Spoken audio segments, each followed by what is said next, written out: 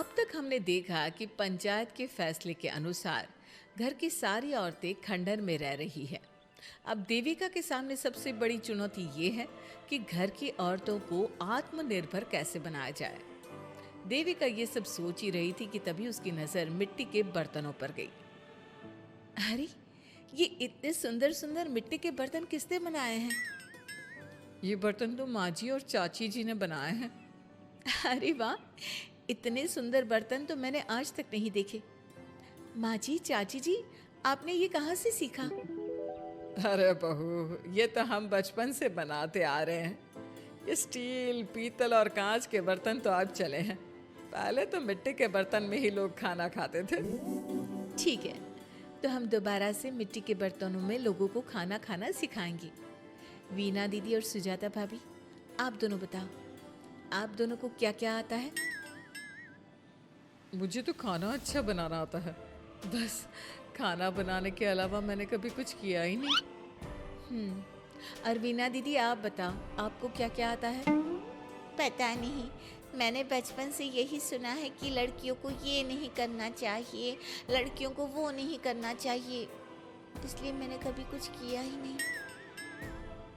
देविका, वीना को सिलाई, कढ़ाई और बुनाई बहुत अच्छी आती है। हाँ, आती तो है, लेकिन बहुत अच्छी नहीं। बहुत अच्छी भी आ जाएगी। अब देविका और बाकी सभी औरतें गांव में सबके घर जाती हैं और गांव की सभी औरतों से मिलकर कहती हैं, भाभी जी, अगर आपको अपने या अपने घर वालों के लिए कपड़े सिलवाने हो तो आप मुझसे ही सिलवाना। बहन जी, मिट्टी का चूल्हा, बर्तन या मटका बनवाना हो तो मुझसे ही बनवाना। मैं और विमला दीदी आपके घर के सारे बर्तन बना देंगे। भाभी, आप कभी किसी काम में व्यस्त हो और खाना ना बना पाओ ना, तो आप मुझे बता देना, मैं आपके घर के लिए खाना बना दूंगी। वो क्या है ना, आप तो सारा दिन खेतों में काम करती हो और कभी कभी खाना भी नहीं बना पाती होंगी, इसलिए। इस तरह घर की औरतें जी जान से अपने अपने कामों में लग जाती है। धीरे धीरे उनका काम बढ़ जाता है और वो अपने खंडहर को ठीक करने में लग जाती हैं। वहीं दूसरी ओर घर के सारे आदमी घर का काम संभाल नहीं पा रहे थे।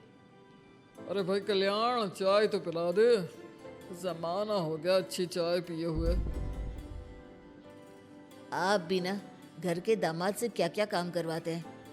अभी लाता हूँ चाय।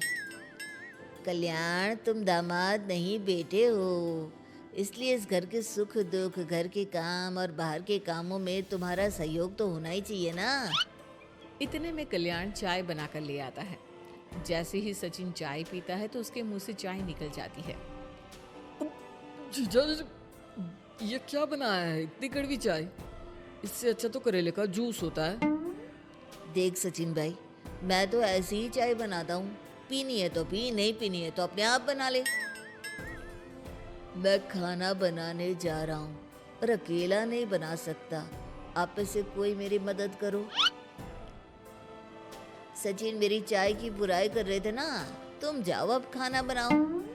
सचिन और मोहन दोनों खाना बनाने में लग जाते हैं। मोहन भिंडी काटकर कढ़ाई में छोड़ देता है और उसमें पानी डाल देता है। आपने भिंडी में पानी क्यों डाला? शायद पानी नहीं डलता, पता नहीं, लेकिन माँ ने कभी भिंडी में पानी नहीं डाला था। लेकिन बिना पानी के भिंडी बनेगी कैसे, मतलब गलेगी कैसे? बिना पानी के बनाएंगे तो चिपक नहीं जाएगी कढ़ाई से? पता नहीं, चलो देखते हैं कैसे बनती है भिंडी। भैया, कितने दिन हो गए ना अच्छा खाना खाए हुए। खाना तो सुजाता बनाती है, इतना मज़ेदार खाना कोई और बना ही नहीं पाता। सचिन और मोहन खाना तैयार करके ले आए। सभी आदमी खाना खाने लगे। खाना बना तो बहुत बुरा था, लेकिन किसी ने बिना कुछ कहे खाना खा लिया। तभी जोगिंदर ने कहा, घर की हालत कितनी बुरी हो रही है, जगह जगह जाले लगे हैं।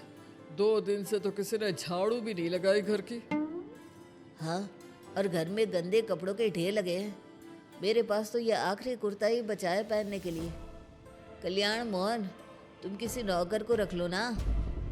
हमने 1-2 लोगों से बात की थी नौकर के लिए, लेकिन कोई घर में काम करने के लिए तैयार ही नहीं है। गांव के सभी लोग खेतों में ही मजदूरी कर रहे हैं। घर के सभी आदमी घर के काम में लगे रहते हैं, तो वो अपने खेतों पर भी ध्यान नहीं दे पाते और उन्हें हर महीने आर्थिक रूप से नुकसान उठाना पड़ता है। धीरे धीरे उनके घर की हालत खराब होने लगती है। एक दिन कल्याण सबसे कहता है, घर को तो औरत ही संभाल सकती है, हमारे बस का नहीं है घर संभालना। हमें किसी तरह से उस सब को वापस इस घर में लाना ही होगा। अरे कल्याण बेटा, पंचायत का फैसला था कि औरतें हमसे माफ़ी मांगे, लेकिन उन्होंने माफ़ी नहीं मांगी। अब हम उन्हें बुलाने गए तो उल्टा हमें ही अपनी अपनी पत्नियों से माफ़ी मांगनी पड़ेगी। हमें कोई ऐसा रास्ता निकालना होगा कि वो मजबूर हो जाए हमारे पास आने के लिए। बापू, उन सभी ने अपने अपने काम शुरू कर दिए हैं, क्यों ना हम सबके काम में नुकसान कर दे, इससे वो मजबूर हो जाएंगे हमारे पास आने के लिए। भैया, ये कैसी बात कर रहे हो? इससे वो मजबूर नहीं होंगी बल्कि और भी ज़्यादा गुस्सा हो जाएंगी। मैं तो बोल रहा हूँ शराफत से जाकर माफ़ी मांग लेते हैं।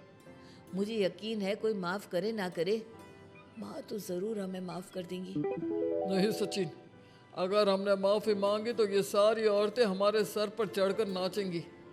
हमें इनके सामने छोटा नहीं होना है।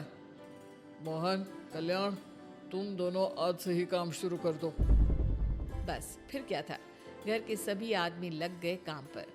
मोहन और कल्याण रात को खंडहर में पहुंचे और उन्होंने सारे मिट्टी के बर्तन तोड़ दिए। उसके बाद वीना ने जो कपड़े तैयार करके रखे थे वो सारे कपड़े उन्होंने फाड़ दिए। सुबह जब घर की औरतों ने ये सब देखा तो परेशान हो गई। अरे, ये सारे बर्तन किसने तोड़ दिए? माँ, किसी ने मेरे सिले हुए कपड़े ही फाड़ दिए। ये हरकत कौन कर सकता है? और कौन करेगा भाभी, ये सब उन आदमियों की हरकत है।